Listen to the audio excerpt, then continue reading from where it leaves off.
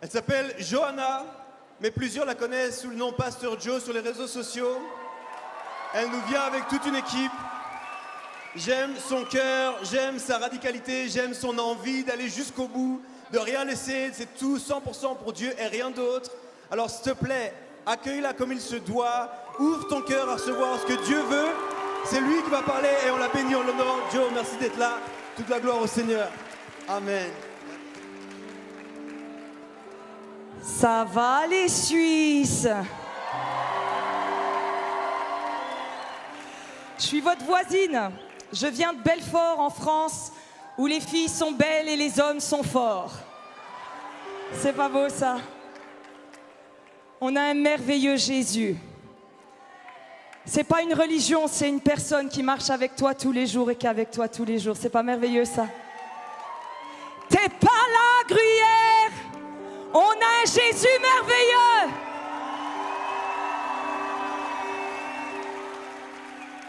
Tu sais quoi?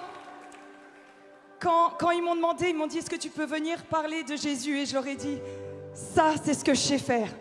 De tous les messages que je pourrais vous donner, le plus beau, ce serait de vous présenter Jésus. Vous n'êtes pas là, on recommence. C'est de vous présenter Jésus.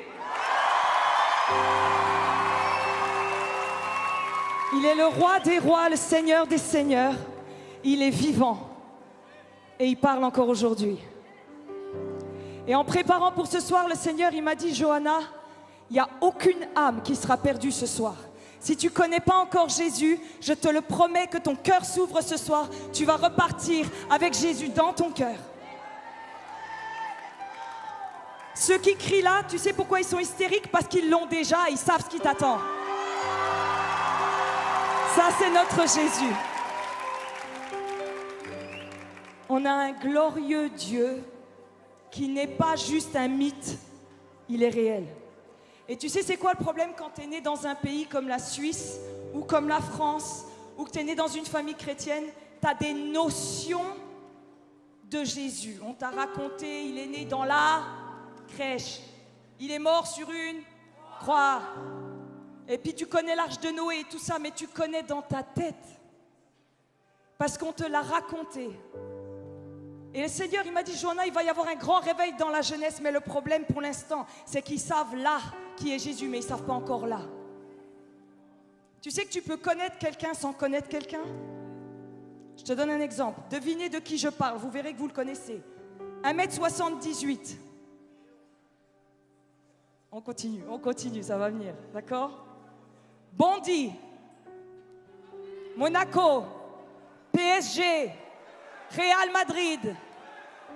C'est qui? Mbappé, on est d'accord. Ah, les garçons. Tu sais quoi? Tu sais ça d'Mbappé, mais tu connais pas Mbappé, c'est pas vrai? T'es pas l'ami d'Mbappé, tu sais plein de choses sur lui. Je suis sûre que si je te demandais à quelle minute, à quel machin, il a marqué le but, tu le saurais. Mais si tu le croisais dans la rue, il ne te reconnaîtrait pas parce qu'il ne te connaît pas. Est-ce que tu es d'accord avec moi que si tu es enfant de chrétien, tu sais plein de choses sur Dieu, mais si jamais tu devais croiser Jésus, est-ce qu'il te connaît? Est-ce qu'il te connaît? Dis à la personne à côté de toi, ça fait flipper sa question. Est-ce qu'il te connaît? Et vous savez pourquoi je vous dis ça? Parce que ça, c'était mon histoire. Moi, je suis enfant de chrétien et on m'a raconté les histoires de Jésus petite. Et puis, j'avais un cerveau, alors j'ai bien vu que la moralité chrétienne, elle était pas mal. Fallait pas mentir, fallait pas taper. Alors je me suis dit, pas bête, je vais suivre. Ça me paraît pas bête. Le christianisme avait une certaine cohérence. Et donc, je vais faire la vie chrétienne normale, d'accord? Mais il y a un truc que j'avais capté, c'est que je faisais attention à mes attitudes en tant que chrétienne, c'est pas beau de mentir et tout ça, mais l'intérieur changeait pas. C'est-à-dire que je vais pas t'insulter parce que c'est pas bien, mais j'ai la haine contre toi quand même. T'es avec moi? Ouais, dis à ta copine, t'es comme elle a dit. Tous les mêmes, on est tous des pourris, c'est pas vrai? Et donc du coup, dans mon cœur, je sais que Il y a des principes moraux qui sont bons, qui font que le monde ne va pas partir en vrille si on les fait tous. Mais il y a des choses dans ma vie qui n'avancent pas et qui ne changent pas.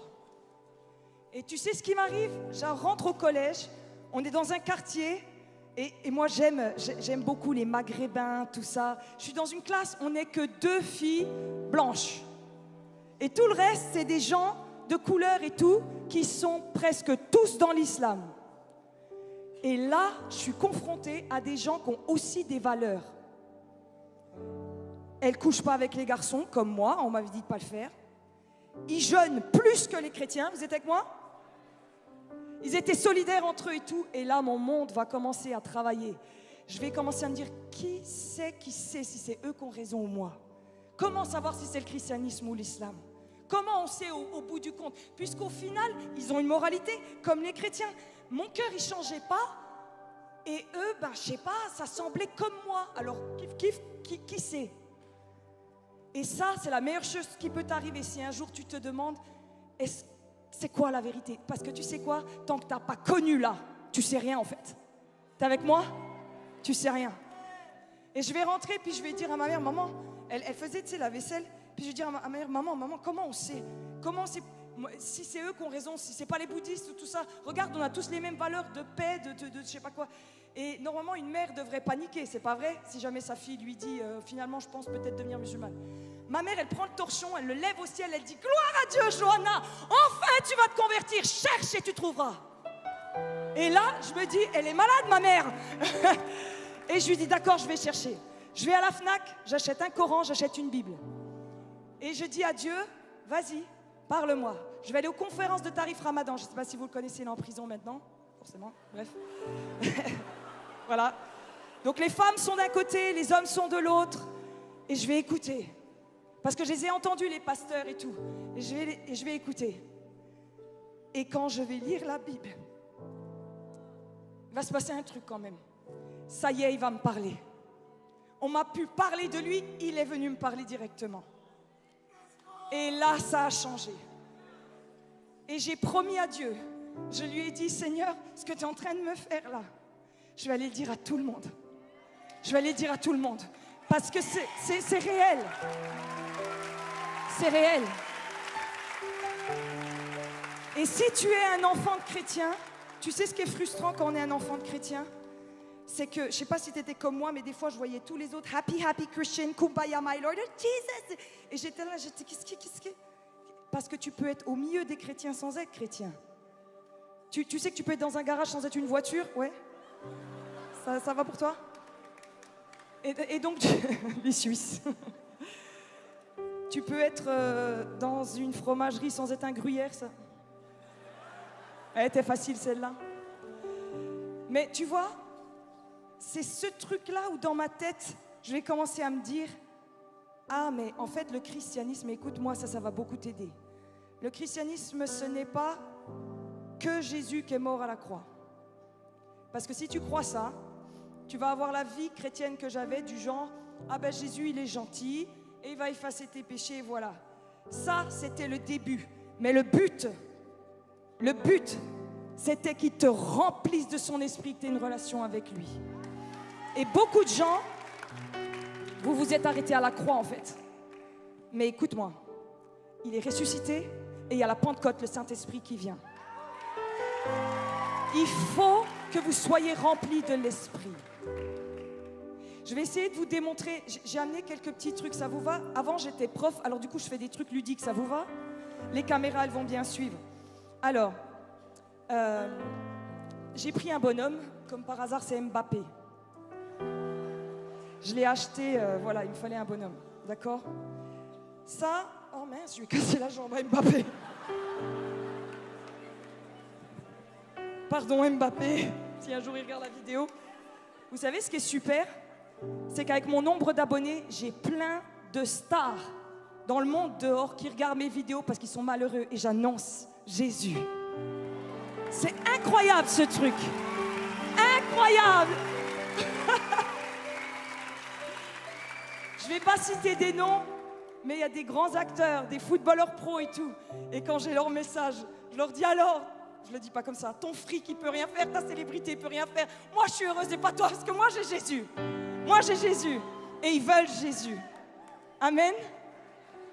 C'est pas par rapport à un nombre de followers, c'est par rapport au message que je porte. Amen.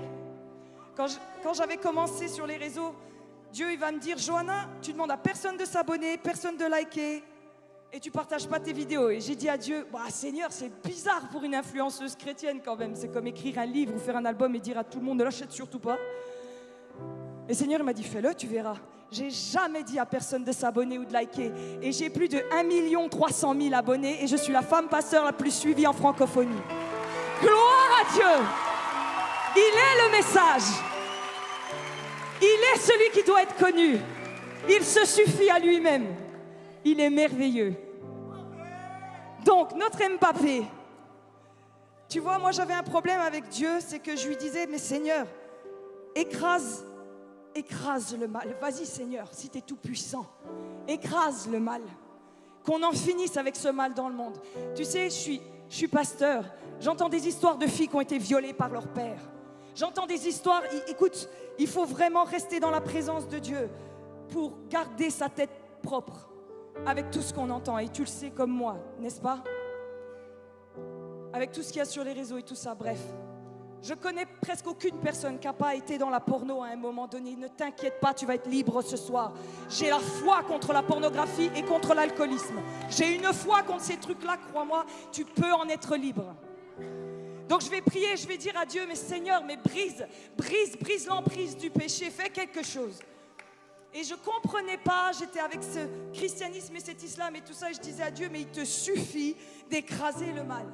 Et ce que je vais comprendre, c'est que vous voyez, Mbappé, il nous représente tous. Vous êtes d'accord avec moi? C'est vous et moi, c'est monsieur et madame tout le monde. Et Dieu va me montrer quelque chose, il me dit, regarde Johanna, tout le monde est couvert par le péché, tout le monde. Est-ce que vous êtes avec moi? Tout le monde a péché. Et Dieu, il m'a dit, si je viens, Johanna, et que j'écrase le mal, j'écrase l'humain avec. Donc je ne peux pas faire ça. Et c'est pour ça que je suis venue par en dessous, sur la terre. J'ai pris l'humain et j'ai percé la force du péché. Parce que tu étais en moi. Je vais faire cette démonstration à une cérémonie de baptême dans mon église. Et le Saint-Esprit le soir me dit, mets-la sur TikTok. En un jour, 2,5 millions de vues et des centaines d'âmes sauvées à Jésus en moins de 30 secondes. Pourquoi? Pourquoi? Parce que tout le monde a la même question. Seigneur, pourquoi tu n'interviens pas? Pourquoi tu n'arrêtes pas le mal? Pourquoi, Seigneur? Pourquoi? Et le Seigneur, la même réponse, c'est si je le fais, je t'écrase avec. Alors donne-moi ta vie, laisse-moi te prendre et on va triompher ensemble. Tu as besoin de Jésus pour sortir du péché. Moi, je pensais que j'allais être une bonne chrétienne, j'allais faire le bien, mais je n'y arrivais pas. J'avais besoin de donner ma vie à Jésus. Et quand j'ai donné ma vie à Jésus, la Bible, elle nous dit, si la régie peut mettre le verset dans Actes, il est marqué dans Acte 2 que tu reçois le Saint-Esprit au moment où tu deviens chrétien. Pierre leur dit, changez d'attitude et que chacun de vous soit baptisé au nom de Jésus-Christ pour le pardon de vos péchés. Et vous recevrez, dites avec moi, le don du Saint-Esprit. Tu n'es pas juste pardonné de tes péchés au moment où tu donnes ta vie à Jésus. Il se passe un truc de malade. Tu es téléchargé par le Saint-Esprit. Dis à la personne à côté de toi, waouh! Waouh! Si jamais on vous a raconté qu'il fallait juste donner ta vie à Jésus pour que tes péchés soient pardonnés, sans qu'on t'ait dit la suite de l'histoire, qu'à un moment donné, l'Esprit de Dieu rentrera en toi et te rendra capable de triompher du péché, capable de pardonner, que tu pourras guérir et être libéré des oppressions et des pensées suicidaires. Seul l'Esprit de Dieu peut faire ça. Seul l'Esprit de Dieu. Seul l'Esprit de Dieu. La croix, c'est le début.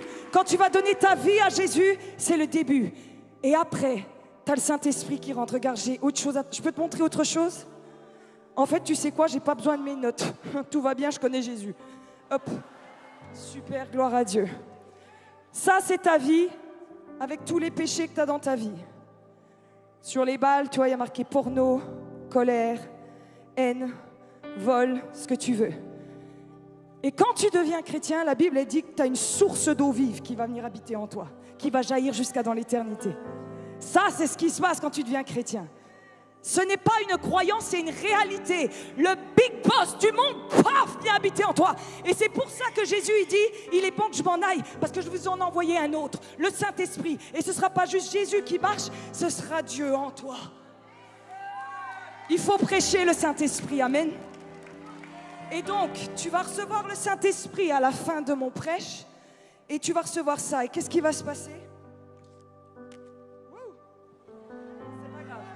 Au fur et à mesure que tu vas marcher avec Dieu, tu vas écouter le Saint-Esprit, tu vas faire ce qu'il te dit, tu vas le laisser te remplir, et te remplir, et te remplir, et te remplir, et te remplir, et te remplir, et te remplir, et te remplir, et te remplir, et te remplir. J'ai besoin encore du Saint-Esprit. Il fallait 3 litres. Et te remplir, et te remplir, et te remplir, et te remplir, et te remplir, et te remplir. Et c'est comme ça que ça marche. Si tu essayes de sortir du péché sans le Saint-Esprit, bon voyage. La Bible, elle ne nous dit pas, n'accomplissez pas la chair et vous serez remplis de l'Esprit. Elle te dit, soyez remplis de l'Esprit et vous n'accomplirez pas les désirs de la chair. Je ne sais pas ce qui s'est passé dans le christianisme, mais on a commencé à prêcher la croix et à un moment donné, on s'est arrêté à la croix. On a pu prêcher le Saint-Esprit. La meilleure chose qui peut t'arriver, c'est pas de gagner à l'euro-million, c'est de recevoir le Saint-Esprit en toi. C'est ça la meilleure chose. Ce soir, tu vas repartir non seulement pardonné, c'est-à-dire tu vas être vidé de tes péchés, mais en plus de ça, tu vas être rempli. Ça, c'est l'évangile. L'évangile, c'est pas seulement on va arrêter de faire le mal, c'est pas ça. On va faire le bien en puissance. Le christianisme, c'est pas je vais arrêter de pécher. Oh non, non, non, non. Ça c'est. Oh, ça me fait mal au cœur. Il y en a plein, ils me disent souvent, Johanna, est-ce qu'on a le droit de faire ça dans le christianisme? Est-ce qu'on a le droit? Le christianisme, c'est une autre vie, mon ami, une autre vie. Tu as une source de vie en toi, où au final, tu n'as plus à lutter contre le péché. Tu vas passer du temps avec Dieu, et c'est sa présence qui va te transformer. Je t'en prie, lis ta Bible. Je ne peux pas te le dire autrement, ce livre est vivant. La Bible dit qu'elle est comme une épée. Quand tu vas lire ta Bible avec le Saint-Esprit, ça va faire tchac dans ton âme. Et c'est pour ça que tu as du mal à lire, c'est pas vrai? Si j'étais le diable, tu sais ce que je ferais? Je ferais tout pour que tu lises pas la Bible. Je te mettrais Netflix, je te ferais t'endormir, je ferais ce qu'il faut pour que ton âme n'ait pas la parole de Dieu qui la guérit. Mais Seigneur, réveille-nous, Seigneur, on a besoin de toi. Si vous ne connaissez pas encore Jésus, Jésus, la Bible dit, il est une porte. C'est-à-dire que c'est celui qui va payer pour les péchés, il va enlever les péchés pour faire place à ce que le Saint-Esprit rentre. Il faut que tu comprennes que le christianisme, ce n'est pas une croyance. Moi, je pensais que j'allais choisir entre des lois morales, peut-être du christianisme, peut-être de l'islam, peut-être du bouddhisme, et puis j'essaierais d'être une gentille Johanna. Mais mon cœur, il n'était pas gentil, et je le savais très bien. Et tu sais ce qui s'est passé quand je me suis convertie? Tu veux que je te raconte? Tu ne me croiras pas, mais c'est la vérité. J'étais quelqu'un de timide. Et quand je te dis timide, je ne savais pas quoi faire de mes bras. Les timides, vous êtes avec moi? Enfin non, vous n'allez pas faire comme ça, forcément. Et quand je regardais les gens, je ne savais pas où les regarder en fait. On se connaît les timides? La vie, elle est rentrée en moi. Pouf! La timidité, elle est partie comme ça. Et chez mes parents, il y avait des petits escaliers comme ça, je les montais 4 par 4. On aurait dit une pile qu'on avait électrifiée. Et j'ai jamais perdu cette joie. Parce que ça s'appelle une source de vie. Et je veux vous demander pardon si on vous a présenté un christianisme mort. Le christianisme est tout sauf mort. S'il y a bien une définition de notre christianisme, c'est qu'il est vivant. Une tradition, tu sais ce que c'est qu'une tradition? Une tradition, c'est quelqu'un un jour qui a vécu quelque chose avec Dieu et tout le monde a fait « Waouh, on va faire pareil » au lieu de dire « Moi, je vais vivre mon propre waouh avec Dieu ». Et on en fait une tradition, on essaye de recopier sur les autres. Dis à ta voisine « Je ne vais pas copier sur toi, j'ai mon Jésus à moi ». Tu vas créer ta relation avec Dieu. Amen. Dis à la personne à côté de toi, je vais repartir en feu.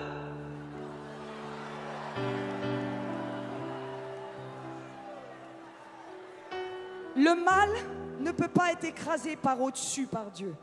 Il doit être écrasé par en dessous, par le Saint-Esprit.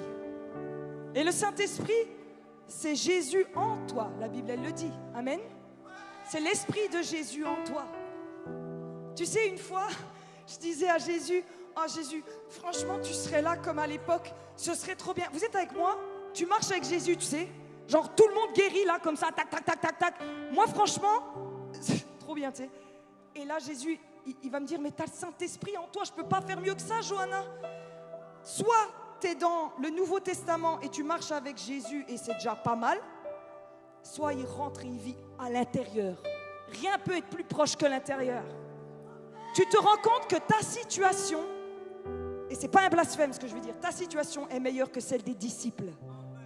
Ils ont marché avec Jésus, mais la Bible dit ils ont attendu que le Saint-Esprit vienne. Parce qu'ils ont dit, ce Jésus avec qui on a marché, il y a autre chose. Et là, le Saint-Esprit va venir. Et c'est de ça que tu as besoin. Le Saint-Esprit, la Bible dit, il va te consoler. Ma chérie, il va te consoler.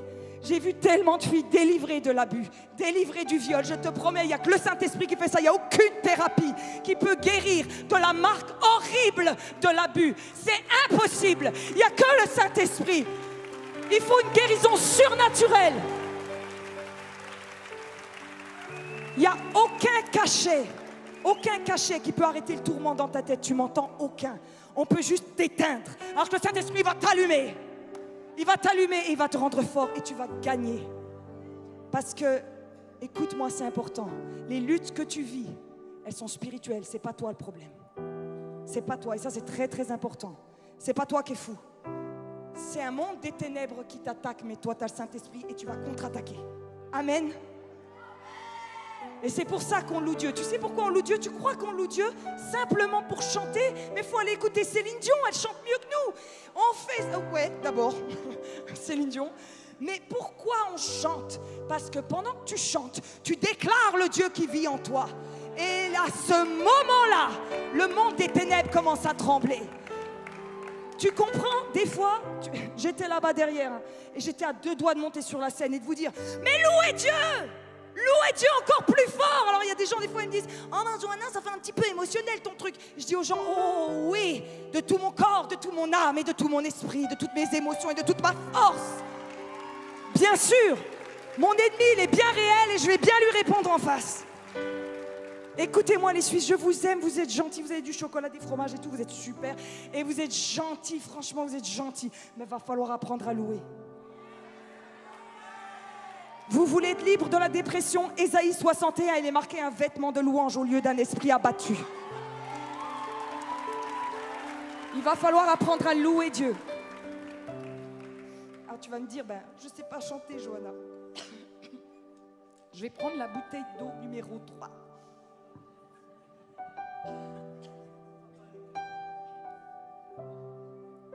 Tu vas voir pourquoi je vais boire.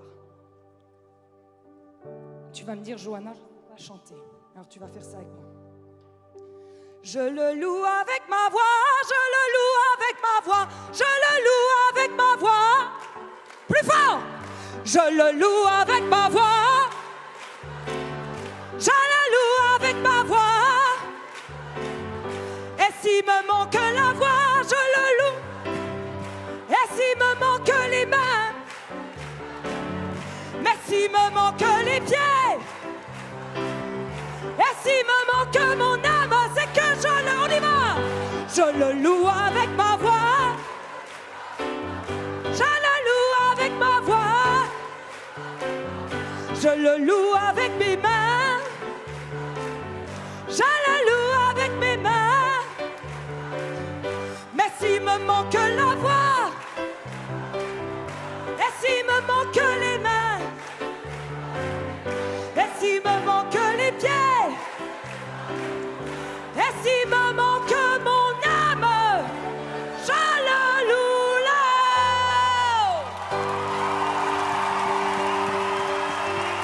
Jésus, Jésus, Jésus, sois élevé Seigneur, sois béni. Merci Jésus. Alors tu dis à la personne à côté de toi, ouais, tu sais chanter, hein?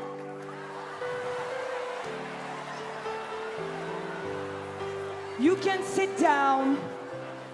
J'étais une prof d'anglais. You can sit down.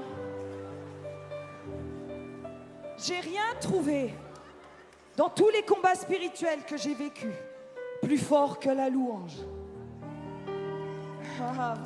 Vous savez pourquoi il n'y a pas énormément d'amen?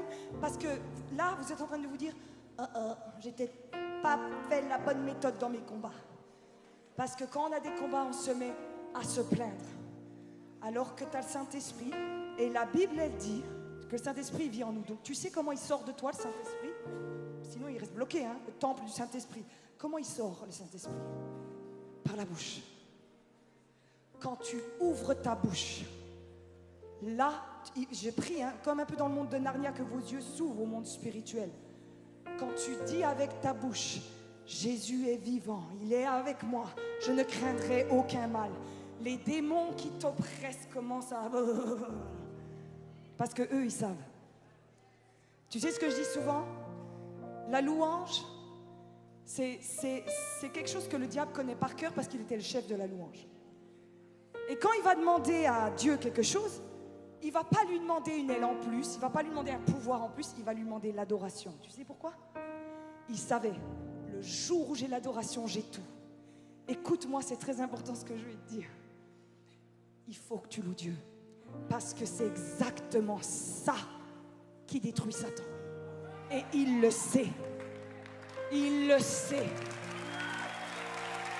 Alors tu vas chanter, et chanter, et chanter, et chanter, et chanter, et chanter. Et quand on nous dit, oh vous les chrétiens, vous êtes un peu des happy people, et puis vous croyez qu'en chantant vous allez être libre. Oh oui. Oh oui. Le Seigneur, il m'avait dit, Johanna, il va y avoir un grand réveil dans les jeunes. J'ai dit à Dieu, ok, super. Et quoi d'autre? Et il m'a dit, tu combines des femmes qui prient, des jeunes et de la louange. Et là, t'as la bombe. Amen. Vous les jeunes, vous pouvez louer et louer et louer. Si tu ne connais pas encore Dieu ce soir, ou si tu as été comme moi, enfant de chrétien, et que tu te dis, ce qu'elle fait, l'hystérique sur la scène, je ne sais pas de quoi elle parle. Moi, je ne me sens pas heureux. Moi, je n'ai pas envie de chanter son Yukumbaya de « plus de voix et plus de mains et plus de pieds ». Tu sais quoi, c'est toi le malheureux, pas nous. Nous, on est déjà heureux. Nous, on vient t'annoncer le message. Tu comprends? Moi, je ne me déplace pas de Belfort pour rien. Je viens pour toi. Amen. Je ne sais pas ce que tu combats dans ta vie. Et crois-moi, j'ai tout entendu. Je pense avoir tout entendu, même le pire. Mais je sais une chose, c'est que Jésus a libéré tous les gens qui ont vécu des trucs de malade. Parce que l'Esprit de Dieu est plus grand que l'esprit du monde. Ça, c'est l'évangile. Ça, c'est l'évangile, les amis. Et je ne sais pas si tu lis plus ta Bible ou si tu as du mal à louer Dieu. Et c'est le moment de revenir à Dieu. C'est le moment de revenir à Dieu. Amen. J'aimerais faire un appel, si vous êtes d'accord avec moi. Si vous voulez revenir à Jésus, si c'est votre première fois, les équipiers de prière, vous pouvez venir. Moi, je ne fais pas des prêches à rallonge parce que je me dis, si je vous dis juste que Jésus peut tout changer et que le Saint-Esprit peut rentrer dans votre vie, à mon avis, j'ai tout dit. C'est pas vrai? C'est pas vrai? Sur ma droite, si vous êtes à l'aise avec ça, toutes les personnes qui veulent donner leur vie à Jésus, vous ne connaissez pas Jésus, vous avez juste entendu ce que je viens de dire. Vous pouvez vous avancer et les équipiers de prière qui ont des badges, ils vont prier avec vous. Et ceux qui ont une vie chrétienne, qui sont enfants de chrétiens, mais vous ne vivez pas le christianisme comme je viens de le dire. Ce n'est pas vivant en vous, ça ne vous parle pas. C'est pas quelque chose dont tu n'es pas encore sorti de ta porno, tu n'es pas encore sorti de ta dépression. Ça bloque parce que tu ne vis pas de l'esprit. Avance-toi, on va prier pour toi. Et je vous dis, le Seigneur, il m'a dit que beaucoup vont être sauvés ce soir. Ce soir, c'est ton soir. Ce soir, tu vas inviter le Saint-Esprit. On va aller chercher les âmes. Moi, je ne te laisse pas repartir comme ça. C'est hors de question. C'est hors de question. Oui, il peut y avoir des délivrances dans la salle. Je peux gérer ça. C'est normal. Si tu sens que tu as chaud, tu sens que ça tremble, dans le nom de Jésus, que tes chaînes elles soient brisées, qu'il n'y ait rien qui t'empêche de venir vers Jésus. Rien qui t'y empêche. Cours vers Jésus. C'est lui qui va te sauver. C'est lui qui va enlever tous ces conflits dans ta tête. Il est le prince de paix. Il est le prince de paix. Merci Seigneur Jésus, tu es le chemin, tu es la vérité et tu es la vie. Les équipiers de prière, vous priez qu'ils reçoivent le Saint-Esprit. Merci Seigneur, vous pouvez commencer à vous avancer, ils vont prier pour vous. Il n'y a personne comme Jésus. Il n'y a personne qui peut changer ta vie comme Jésus.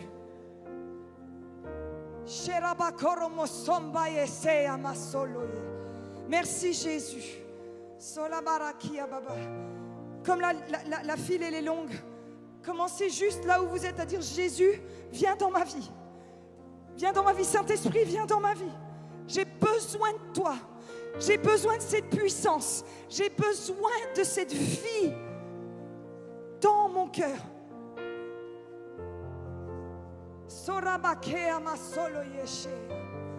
Merci Seigneur Jésus. Merci Jésus. Oh, prends ma vie. Oh, prends ma vie. Oh, prends ma vie. Oh,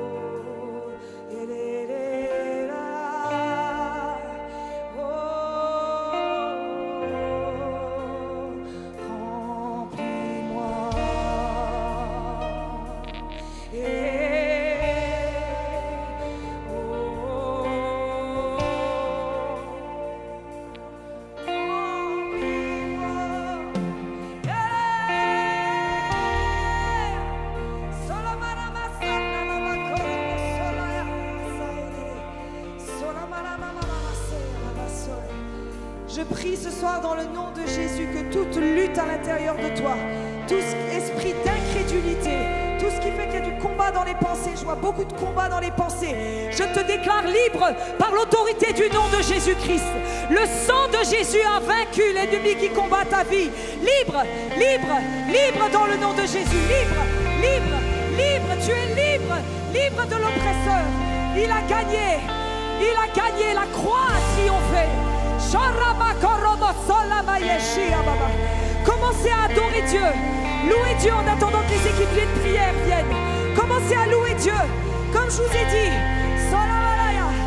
vous louez jusqu'à ce que.